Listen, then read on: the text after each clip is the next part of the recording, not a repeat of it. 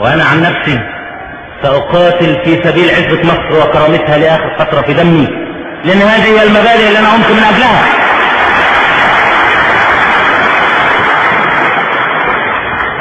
دي المبادئ اللي أنا قمت من أجلها. هتهددوا بقطع معونة، مفيش تهديد، هطلع أعلن قطع المعونة.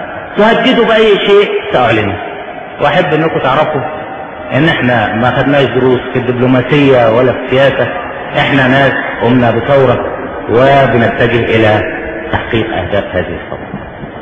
الكلام ده حصل في أوائل أكتوبر، وبعدين جالي تاني، طلب لي تاني وقال لي إنه راح بلغ هذا الكلام لمستر ألن، وإن مستر ألن محتار، بيقول لو جالك يبلغك هذه الرسالة هنطرد، ولو راح لمستر دلك من غير ما يبلغ الرسالة مستر دلك هيطرده.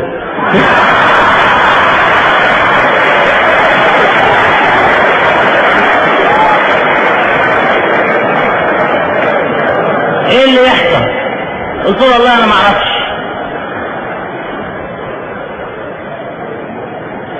انا اعرف شيء واحد، انه اذا جاب بلغني هذه الرسالة هطرده، كون دلك هطرده او ما تردوش ده موضوع ما يهمنيش. وجاء مستر ألن ما فتحش بقه بكلمة، قعد واستمع إلى وجهة النظر المصرية وقال وجهة النظر الأمريكية بإيجاز. فدي الضجة اللي حصلت بعد السلاح، تهويش، تضليل، بيعملونا على أساس زمان، فاهمين ان احنا سياسيين محترفين. ولكن استطاعت مصر ان تحافظ على عزتها وان تحافظ على كرامتها.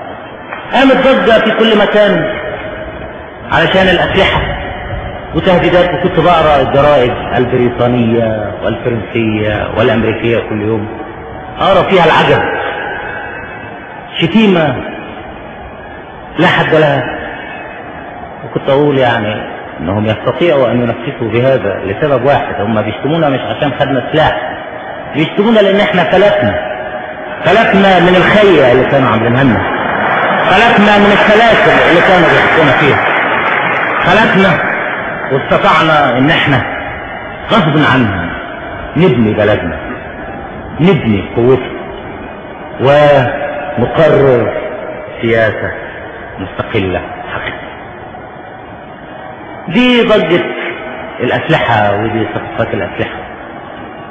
طبعا الباقيين كانوا بيهددوا وبيتكلموا، ولكن أنا ليه كنت بتكلم هذا الكلام؟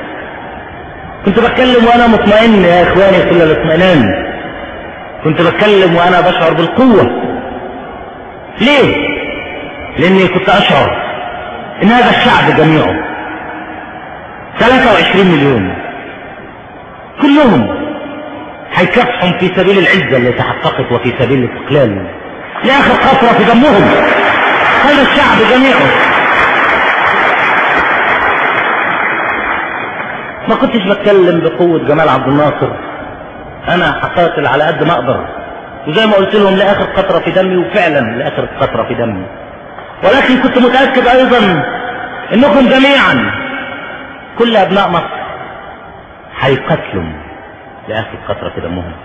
مفيش تفرقة، مفيش حزبية، مفيش انقسامات ينفذوا منها كما كانوا ينفذوا في الماضي، وانما نحن جميعا كتلة وطنية، جبهة متحدة وراء اهداف هذه الثورة اللي قامت سنة 52 تعبر عن املنا.